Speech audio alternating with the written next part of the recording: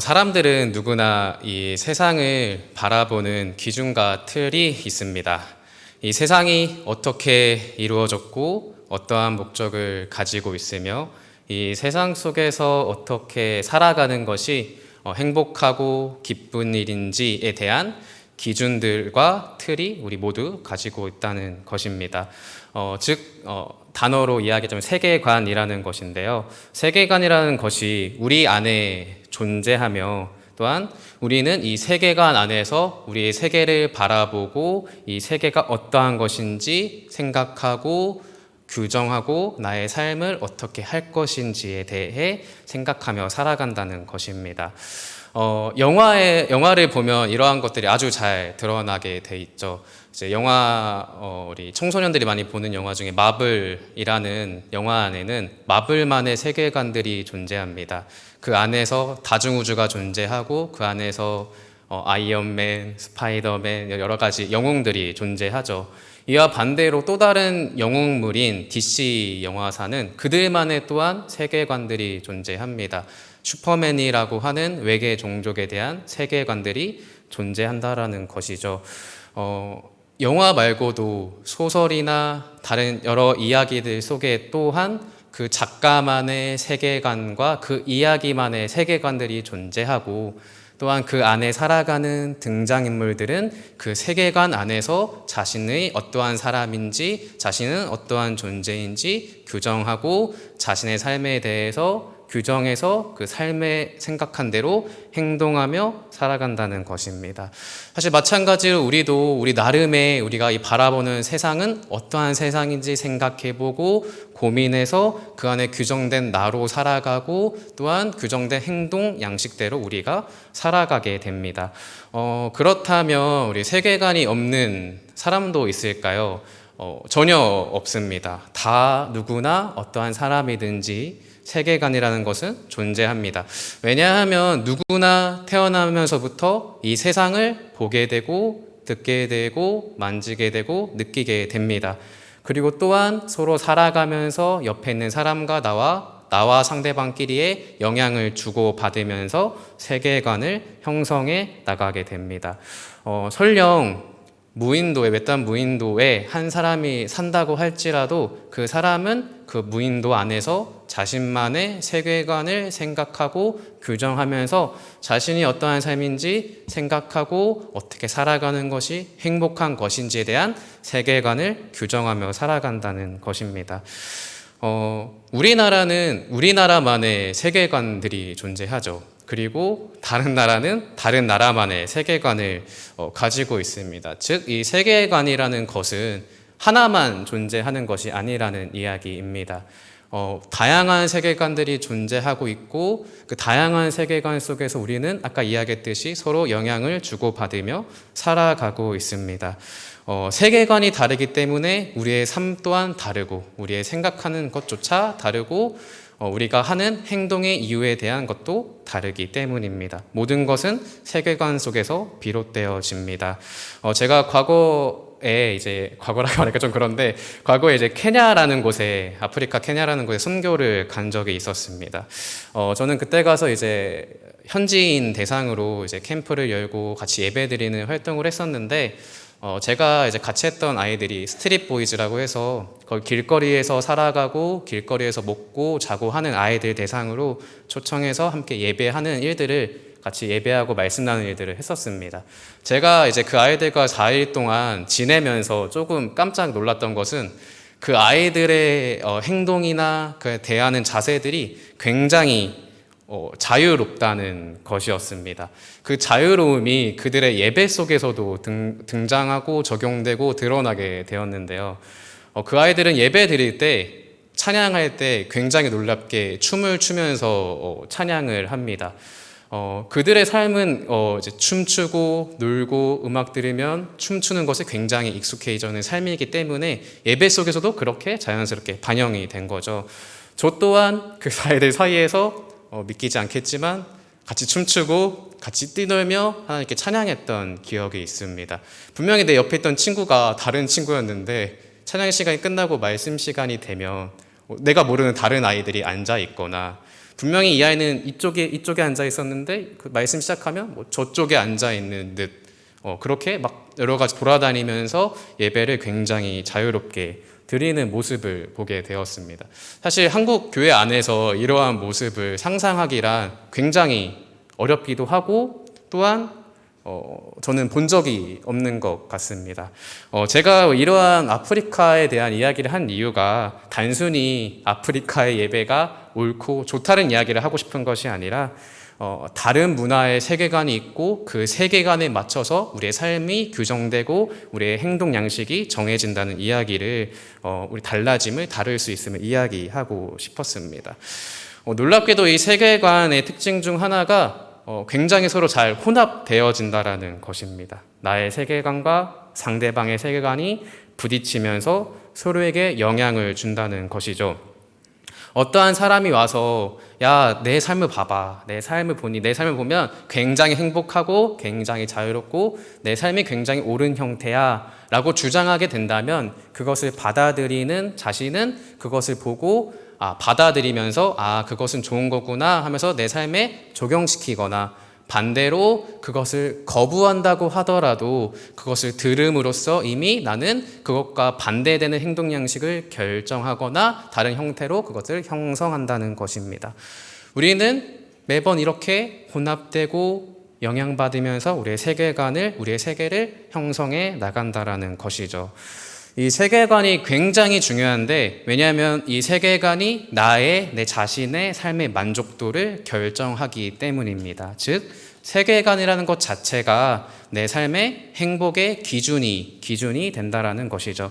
왜냐하면 아까 이야기했듯이 세계관이라는 것 자체가 내가 이 세상을 어떻게 바라보는 것인지에 대한 것이고 내 눈이기 때문에 내게 눈대로 내가 보는 대로 내가 생각한 대로 잘 살아갔을 때 나는 잘 산 사람이다라고 평가하게 될 것이고 반대로 그렇게 하지 못할 때는 나는 내 생각보다 내 삶이 그렇게 행복하지 않았고 불행했고 못 살았다고 생각하게 될 것입니다. 세계관이 내 삶의 척도와 기준이 되는 것입니다. 간단하게 예를 들자면 내가 만약에 물질만능주의에 입각해서 살아간다라는 사람이라면 내가 이 세상 속에서 얼마나 물질이 많느냐, 내가 얼마나 돈이 많느냐, 적느냐에 따라서 나의 가치가 정해지게 되겠죠. 내가 돈이 많다면 나는 이 세상 속에서 성공하고 행복하고 만족한 삶을 살아간 사람으로 평가받게 될 것이고 반대로 내가 그렇지 못한다면 돈이 없다면 이 세상 속에서 불행하고 행복하지 못하고 우울한 삶을 살아가는 실패한 인생으로 평가받게 될 것입니다.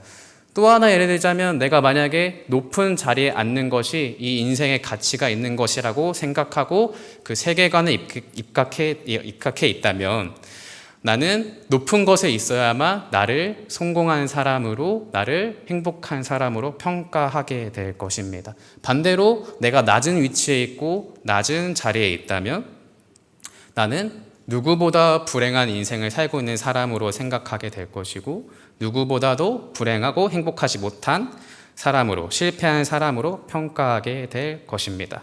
결국 이 세계관이라는 것에 따라서 어떠한 기준을 세웠느냐에 따라서 어떠한 사람은 성공한 사람이 되고 어떠한 사람은 실패한 사람이라고 서로 평가하고 평가받게 되는 것이 우리의 세계관이고 우리는 지금 그렇게 살아가고 있습니다. 그렇다면 중요한 것은 우리의 세계관은 도대체 무엇이냐는 것이 가장 중요한 질문인 것 같습니다. 우리가 가진 세계관은 무엇입니까? 우리는 도대체 어떠한 세계관을 가지고 우리 이 세상을 살아갑니까? 우리는 어떠한 것을 가지고 이 세상을 평가하고 내 삶을 평가하고 있습니까? 우리의 기준은 언제나 하나님만이 우리의 기준이어야 하며 하나님의 시선으로 이 세상을 바라봐야 합니다. 즉 하나님께서 우리에게 말씀하신 것, 하나님의 계신 성경이 우리의 삶의 기준이고 우리의 행동 양식의 기준, 그리고 우리가 행복한지 불행한지에 대한 평가의 기준이어야 된다는 것입니다. 이것이 우리의 세계관입니다. 놀랍게도 그 말씀이신 우리의 삶의 기준인 그 말씀이 육체를 입고 이 땅에 직접 예수님께서 오셨습니다. 그분이 오심으로 우리의 삶이 어떠해야 하는지, 우리가 어떻게 생각하고 우리가 어떻게 이 세상을 바라봐야 하는지 우리에게 직접 가르치시고 직접 그렇게 살아가셨습니다. 그리고 이젠 우리에게 말씀하셨죠. 나를 따르라. 나를 따르라고 우리에게 말씀하셨습니다. 그리스도인인 우리는 이 나를 따르라라는 것은 결국 우리는 예수님 안에 거하며 그와 같이 예수님 같이 살아가는 사람들임을 인정하는 사람들입니다. 그것이 우리가 보고 이해하고 생각하고 행동을 결정해야 되는 기준, 즉 세계관이라는 것입니다. 예수님만이 우리의 세계관이라는 것이죠. 골로새서 2장 6절에서 7절 말씀에 이렇게 이야기합니다. 제가 읽겠습니다. 그러므로 너희가 그리스도 예수를 주로 받았으니 그 안에서 행하되 그 안에서 뿌리를 박으며 세움을 받아 교훈을 받은 대로 믿음에 굳게 서서 감사함을 넘치게 하라. 우리 이 말씀이 이야기하듯이 우리는 예수님을 따르는 자들입니다. 우리는 예수님의 제자이며 예수님을 나의 주인으로 모시는 사람들이라는 것이죠. 우리의 삶은 또한 예수님의 삶같이 되어야 한다라는 것입니다. 이 뜻은 단순히 예수님이 나의 잠깐 스승 또는 내 삶의 방향을 잠깐 제시해주는 좋은 길로 제시해주는 선생이 아니라 나의 삶의 주인임을 의미하고 있으며 우리는 그것을 인정하는 것이 우리의 세계관이라는 것입니다. 온 만물의 주인, 내 삶의 주인, 이 세상의 주인이 예수 그리스도임을 의미하고 우리가 인정하는 것이 이것이 우리의 세계관이라는 것이죠. 즉 이것은 복음을 이야기하는데 복음은 우리가 살아오고 우리가 살아오면서 형성되고 우리가 얻었던 경험들을 모두 다 깨부시고 그 위에 존재합니다. 복음은 단순히 우리의 삶 속에서 어느 한 부분의 자리를 차지하거나 우리를 어떻게 좋은 길로 인도해주는 단 한 가지의 뭔가 좋은 방법이 아닌 우리의 모든 것 위에 계시는 것이라는 것을 우리는 분명히 알아야 합니다. 모든 것을 철저하게 부수고 올바른 것이 무엇인지 알려주는 것이 복음이라는 것입니다. 그 복음이 우리의 세계관이고 우리가 바라봐야 하는 세상이라는 것입니다. 그분이 내 삶의 주인이시기에 우리의 생각과 우리의 모든 것, 우리의 근본은 그 그리스도의 안에 뿌리를 박아야 한다는 것이죠. 내 삶을 통해서 그리스도의 향기가 나타나야 되고 내 삶을 통해서 다른 사람들이 나를 보고 예수님이 진짜 살아계시는구나, 예수님이 보이는구나 라는 반응이 나와야 한다는 것입니다. 제가 과거 군대에 있을 때 우리 이제 대대장님과 저하고 그리고 여러 이제 기독교 교회 다니는 친구들과 함께 큐티 모임을 한 적이 있었습니다. 우리 그 가운데서 이제 함께 자기가 받은 칭찬 중에 가장 좋았던 칭찬을 얘기해보라고 했었을 때 다들 이제 저는 누군가에게 이런 칭찬받아서 좋았습니다라고 했었습니다.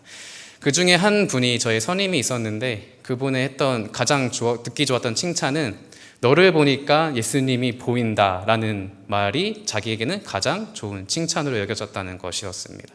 우리 또한 그렇게 돼야 할 것입니다. 우리 또한 복음이라는 세계관 속에서 우리를 통해서 예수님이 보여지고 세상 사람들이 우리를 통해서 예수님을 봐야 한다는 것입니다.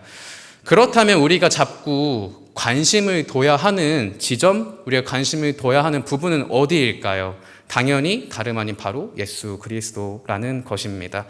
예수 그리스도가 누구인지, 예수 그리스도가 어떠한 삶을 사셨는지, 나에게 어떠한 존재인지를 알 때 나 또한 그렇게 살아갈 수 있을 것입니다. 여러분에게 예수 그리스도는 어떠한 분이십니까? 도대체 우리에게는 예수님은 어떠한 분이실까요?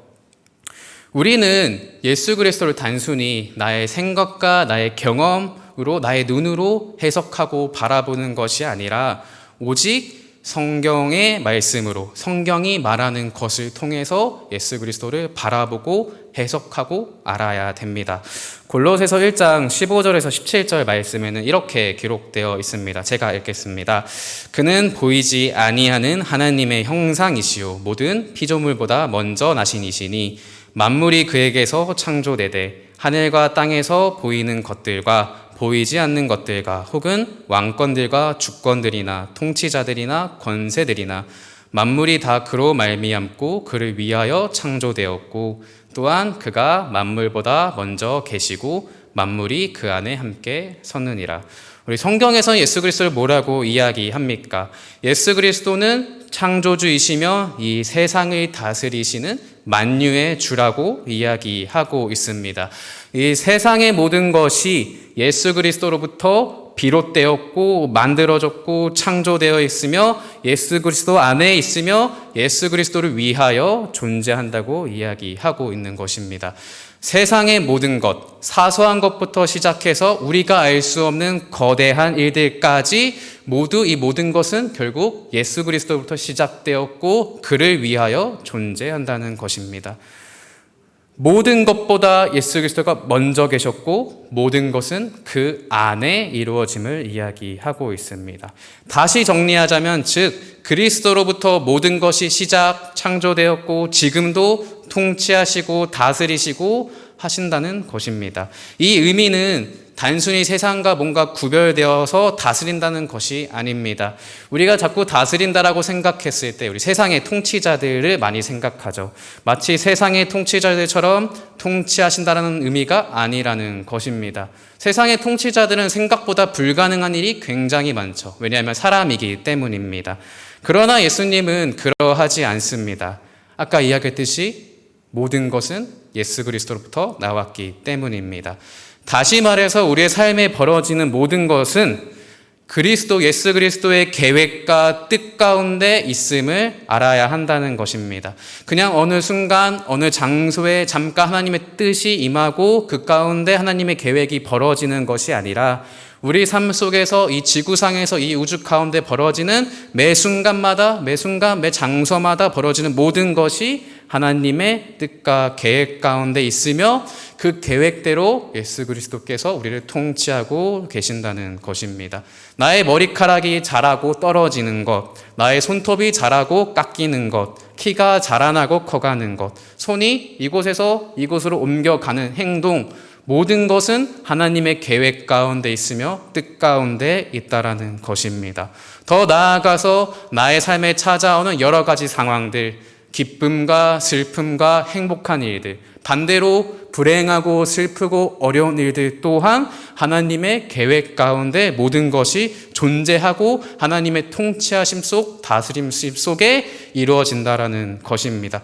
더 나아가서 이 우주 속에서 벌어지는 모든 일들, 이 지구상에서 벌어지는 비가 내리고 햇빛이 쬐고 모든 공기가 존재하고 산소를 통해 우리가 들어마시고 하는 이 모든 것들 또한 하나님께서 계획하신 가운데 일어나고 있으며 하나님이 여전히 그것들을 이루어 가시도록 통치하시고 다스린다고 하시는 것입니다. 사소한 것부터 거대한 것까지 모두 예수 그리스도 안에 있으며 그 안에 그 통치 가운데 존재한다는 것입니다. 시간과 공간 속에 벌어지는 모든 일들은 다 예수님께서 계획하시고 그리고 여전히 그것을 이뤄가시기 위해 통치한다라고 하는 의미라는 것입니다. 우리는 종종 착각합니다. 예수님이 잠깐 이 시기에 임하셔서 이 뜻 가운데 있을 거라는 식으로 말입니다. 하지만 성경이 말하고 있는 것은 우리의 매 순간, 매 시간, 매 공간마다 하나님께서 계획하시고 우리를 다스리시고 그것들이 일어나도록 역사하신다라는 것입니다. 골로새서 2장 10절에는 예수 그리스도를 이렇게 이야기합니다. 모든 통치자와 권세의 머리시라. 예수 그리스도는 이 세상에 묶인 존재가 아니며 오히려 반대로 온 세상이 그리스도 안에 있음을 우리는 분명히 알아야 한다는 것입니다. 이것이 성경이 말하는 세계이며 우리가 바라봐야 하는, 우리가 생각해야 되고 우리가 이 세상을 바라봐야 하는 세계관이라는 것입니다. 우리는 예수 그리스도의 그 전능하심과 완전하심, 선하심 가운데 실패 없는 세상을 살아나가고 있고 우리의 삶과 인생을 살아나간다고 생각하고 여기는 사람들이라는 것입니다. 왜냐하면 방금 이야기했듯이 모든 것은 그 완전하시고 선하신 예수 그리스도의 계획 가운데 우리가 존재하며 이 세계가, 이 세상이, 이 우주가 존재하기 때문입니다. 그렇기 때문에 우리는 사실 감사하지 않을 수 없다는 것입니다. 우리의 인생은 그리스도로 인해서 결코 실패하거나 실수하거나 안 좋은 인생이 없기 때문입니다. 우리가 그 안에 거하고 우리가 예수 안에 거하고 뿌리를 받고 있다면 절대 감사하지 않을 수 없다라는 것이죠. 우리의 삶이 어렵고 힘들어도 완전하시고 그 선하신 예수 그리스도의 계획 가운데 우리가 존재한다는 사실을 알기 때문에 우리는 감사할 수 있다라는 것입니다. 반대로 이야기하면 우리가 감사하지 못하는 이유 또한 우리가 예수님을 온전히 알지 못하고 그 안에 온전히 거하지 못하기 때문이라는 것입니다. 사실 여기서 문제가 발생하죠. 우리가 예수 안에 거한다고 이야기하고 예수를 믿노라 얘기하지만 사실 세상이 우리가 예수 안에 거하도록 가만히 두지 않는다는 것입니다. 처음에 이야기 나눴지만 세계관은 서로 영향을 미치며 살아갑니다. 다른 사람의 세계관이 나의 세계관 들어와서 나의 세계관 속에서 영향을 미치며 살아가죠. 이 말은 결국 세상은 자꾸 우리에게 이 세상이 말하는 뭔가 우리 눈에 좋아 보이는 것, 이것을 해야 좋아, 이것을 해야 옳아, 이것을 해야 행복해라는 것들을 자꾸 우리에게 보여주고 유혹한다라는 것입니다. 세상은 이렇게 살아가는 것이 야 이렇게 살아가야 돼, 이렇게 살면 야 봐봐 대다수의 사람들이 이렇게 살아가고 돈이 많고 너 행복하잖아, 이렇게 살아가는 것이 옳아 보이지 않니? 라고 우리에게 자꾸 유혹하고 진짜 우리가 그것이 옳은 삶이냐만 옳은 삶인 것처럼 느끼게 만드는 것입니다. 우리를 그렇게 해서 자꾸 복음에서 멀어지게 만들거나 세상과 복음을 혼합시켜서 그리스도의 밖으로 나가게끔 하고 나의 삶과 인생을 복음 안에서 그리스도 안에서 평가하는 것이 아니라 자꾸 세상이 주는 기준으로 평가하게 하고 그 안에서 성공한 사람, 실패하는 사람으로 낙인 찍고 그렇게 살아가게끔 한다라는 것입니다. 골로새 교회 또한 이러한 상황에 마주했었습니다. 이러한 세상의 도전에 마주했던 것이었습니다. 골로새라는 지역은 굉장히 혼합적인 형태로 많은 교류들, 무역들이 많이 이루어졌기 때문에 굉장히 많은 철학들과 혼합된 사상들이 존재했습니다. 그러한 사상들이 교회 안으로도 도전하고 이렇게 살아가야 한다고 요구했던 것이죠. 잘 살펴보면 우리가 읽었던 말씀 안에도 이러한 이야기들이 굉장히 많이 등장합니다. 우리 8절에 살펴보면 세상의 철학들과 세상의 철학들이 골로새 교회에게 들어오고 있음을 우리는 볼 수 있습니다. 당시 대표적인 철학이라고 하면 우리 숙명론이나 좀 자연주의를 추구하는 스토아 철학이나 조금 물질적인 것을 추구하는 뭔가 에피크로스주의 같은 여러 가지 것들을 우리에게 이 골로새 교회에게 주고 그렇게 살아가야 함을 보여주고 있습니다. 복음을 따라가지 말고 이렇게 살아가야 행복해라는 것들을 골로새 교회 사람들에게 성도들에게 요구하고 보여주고 있었다는 것이죠. 철학은 굉장히 멋있게도 우리에게 접근합니다. 철학은 우리에게 뭔가 야 새롭고 세련되고 이렇게 사는 것이 야 멋있지 않니? 라는 형태로 우리에게 접근한다는 것이죠. 여전히 지금도 현대에도 우리에게 이렇게 접근합니다. 새롭고 좋은 것들로 보여주는 것으로 유혹한다는 것이죠. 세상이 말하는 것이 더 쿨해 보이고 멋있어 보이고 세련돼 보이는 것으로 우리를 여기게끔 만들고 그렇게 접근해 옵니다. 우리가 거하고 있는 복음은 그 반대로 오히려 뭔가 고인물 같고 뭔가 오래된 것 같고 뭔가 안 좋은 것 같이 여기면서 말입니다. 그래서 우리도 알게 모르게 계속해서 그 세상이 주는 것으로 따라가게 되는 것이죠. 세상은 어떠한 일에 대해서 이런 식으로 평가하니까, 세상에서는 이러한 여러 상황들에 대해서 평가하니까 우리 또한, 나 또한, 우리 교회 또한 그렇게 평가하고 그렇게 세련되고 멋있게 이 상황을 해결하고 처리해 나가야 돼라는 방향으로 자꾸 우리에게 요구하고 도전한다는 것입니다. 세상은 자꾸 자신을 보여줌으로써 삶으로 유혹해 우리를 복음에서 멀어지게 만든다는 것이죠. 13절에 보면 또 할례 같은 이야기들이 등장합니다. 16절에 보면 절기와 초하루와 안식일 같은 것들도 등장하게 되죠. 이 사람들은 마치 과거의 유대교의 제의가 하나님을 기쁘시게 하고 그것을 통해서 우리가 하나님께 인정받을 수 있고 행복해질 수 있을 것처럼 말하고 있습니다. 마치 우리가 예배드리고 마치 우리가 뭔가 행사를 하고 마치 뭔가 하는 것이 하나님이 그것을 통해서 그것만을 통해서 기뻐할 것이라고 생각한다는 것이죠. 문제는 이것들을 통하여서 이와 같은 잣대로 교인들을 내 옆에 있는 사람들을 평가하게 된다는 것입니다. 할례를 행하지 않는 사람들은 하나님이 기뻐하시지 않는 자로 평가하게 될 거고 절기와 초하루와 안식일을 지키지 않는 사람들은 그것으로 평가받게 될 것입니다. 사람들은 나는 행했으니까 나는 우월감을 느끼고 그렇게 하지 못한 사람은 실패한 신앙인으로 규정하게 될 것이라는 것입니다. 이러한 상황은 현대에서 다를까요? 그렇지 않죠. 여전히 우리는 우리가 아는 전통으로 우리 옆에 있는 사람들을 평가하고 그것들을 통해서 나는 우월감 느끼고 내 옆에 있는 사람들은 실패한 사람으로 낙인 찍고 있는 것이 사실 우리들의 모습이죠. 또 다른 것도 있습니다. 18절에 보면 천사를 숭배하는 집단들이 등장하게 됩니다. 이들은 천사를 우상시함으로써 예수 그리스도보다 복음보다 더 사랑하는 것들이 생기게 됩니다. 우리 삶에도 마찬가지이죠. 나보다 내 옆사람, 예배보다 교제하는 것, 예수 그리스도보다 이 교회를 더 사랑하는 것들이 우리에게 존재합니다. 예수님보다 더 소중한 것들이 나에게 더 사랑하는 것들이 존재한다는 것이죠. 예수 그리스도보다 나의 삶이 먼저이고 내가 바라는 것들이 먼저인 경우가 너무나 많다는 것입니다. 그렇게 복음에서 우리는 멀어지게 됩니다. 또한 우리는 읽지 않았지만 21절에서 22절을 보면 알 수 있듯이 다양한 금욕주의 형태들도 등장합니다. 금욕을 함으로써 하나님께서 기뻐하신다고 생각하는 형태들이죠. 현재 우리를 살아가는 우리도 또한 마찬가지이죠. 금욕적이지 않으면 무언가 타락하는 것처럼 이야기하는 것, 하나님께서 멀어지는 것처럼 이야기하는 것들이 여전히 존재한다는 것입니다.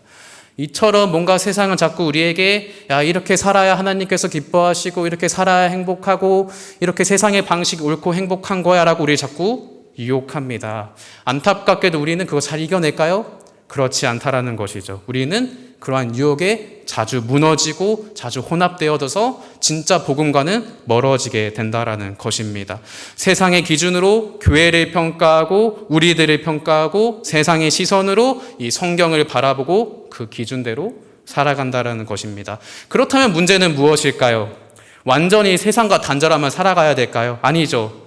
문제는 우리의 삶에 대한 기준이 복음이 아니라 자꾸 세상으로 간다는 것에 대한 문제가 있다라는 것입니다.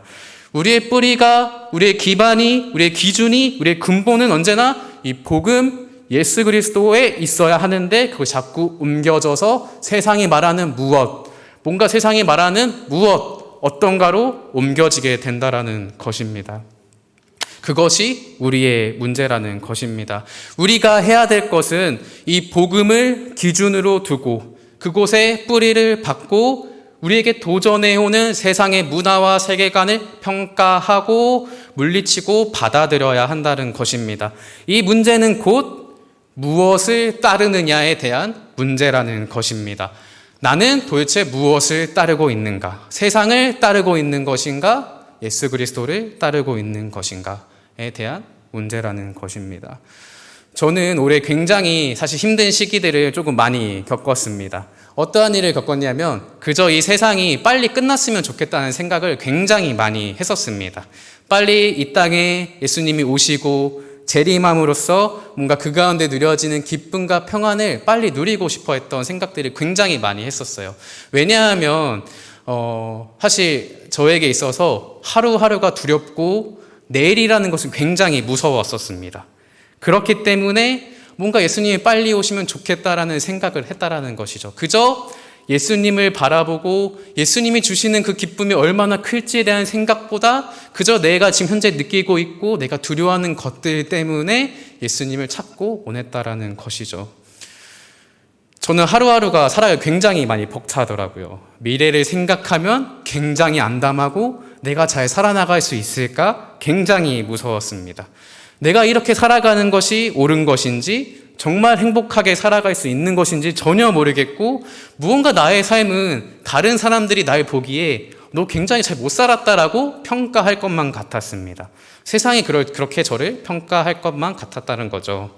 그렇기에 내일이 안 왔으면 좋겠고 미래라는 것이 없었으면 좋겠고 그저 예수님이 빨리 와서 이 세상 빨리 마무리되고 그래서 그냥 평안하게 살아가고 싶다라는 생각을 굉장히 많이 했다라는 것입니다. 주님께서 예비하시고 계획하시고 내 삶에 주시는 기쁨과 뭔가 행복과 감사는 뒤로 하고 내 앞에 주어진 이 세상의 평가, 야, 너 이렇게 살아야 행복한 거야, 너 그렇게 못 살았어?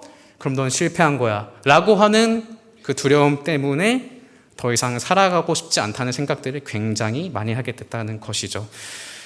놀랍게도 이러한 상황을 극복할 수 있었던 것은 결국 복음이었습니다. 결국 예수님이었다는 것이죠. 다시금 성경을 읽어가고 알아가고 하나님이 나에게 어떠한 분이신지 고민하고 생각했을 때 제 마음에 바뀐 것은 세상의 평가가 나를 평가하고 제시하는 것이 아니라 나의 세계관, 나를 평가하시고 나에게 어떠한 삶을 살았는지, 너는 잘 살았는지 평가하시는 분은 오직 그리스도임을 알았기 때문이었습니다.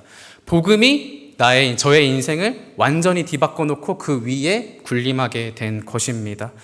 복음으로 인해서 더 이상 내일이 두렵거나 무섭지 않게 되었다라는 것입니다. 골로새서 2장 15절 말씀에 이렇게 이야기합니다. 통치자들과 권세들을 무력화하여 드러내어 구경거리로 삼으시고 십자가로 그들을 이기셨느니라. 복음 그리고 예수 그리스도는 이 세상 위에 있습니다. 이 세상은 그로부터 비롯되었고 그의 다스림 안에 존재합니다.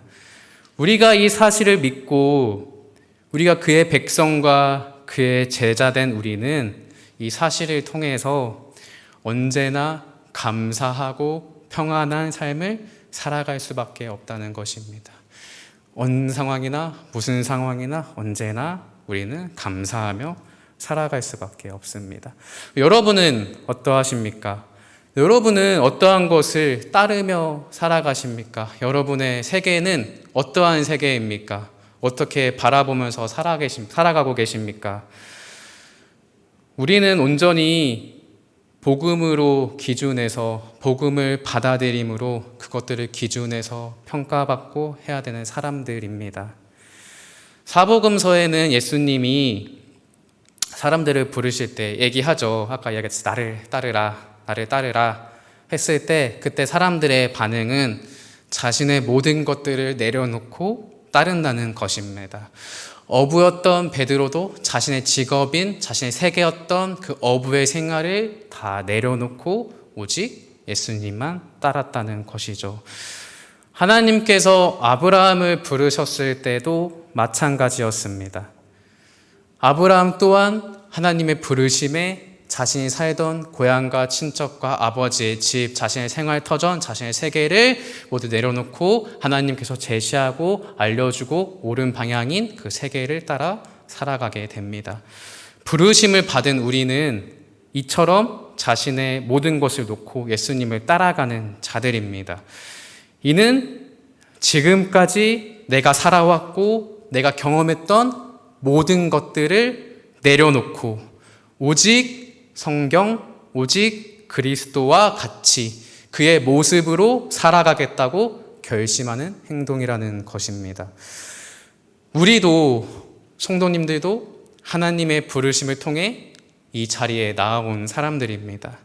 우리는 예수님과 함께 장사되었고 함께 일으킴을 받은 사람들입니다. 예수 그리스도는 십자가를 통해서 이 세상을 굴복시키고 무력화시키셨습니다. 복음은 그저 우리에게 좋은 한 행동 양식이 아닌 우리 모두의 삶을 옳게 규정하는 무엇입니다. 그 복음이라는 것입니다. 모든 것 위에 계신다라는 것이죠. 여러분은 십자가를 통해서 이 세상을 굴복하고 무력화하고 계십니까? 아니면 여전히 그 세상 속에서 평가하고 평가받고 살아가고 계십니까? 우리가 믿는 예수 그리스도는 이 세상에 거하는 분이 아닌 모든 만물 위에 우리 위에 이 우주 위에 계신 분이십니다. 우리는 그의 제자이며 백성입니다. 우리 또한 높이 올라가신 예수 그리스도처럼 우리 또한 그렇게 올라가게 될 것입니다. 하나님의 은혜로 말입니다. 우리 또한 하나님의 시선으로 그리스도의 사랑으로 이 세상과 나의 삶을 평가하고 나의 행동을 규정하는 귀한 성도님들 되시기를 축복합니다. 나의 중심, 나의 근본은 언제나 내가 아니라 이 세상이 아니라 이 세상이 말하는 무언가가 아니라 복음이며 언제나 예수 그리스도임을 선포하는 우리 귀한 성도님 되기를 축복합니다. 우리 이 시간 잠깐만 빛 대신 주 찬양하면서 우리 기도하기를 소망합니다.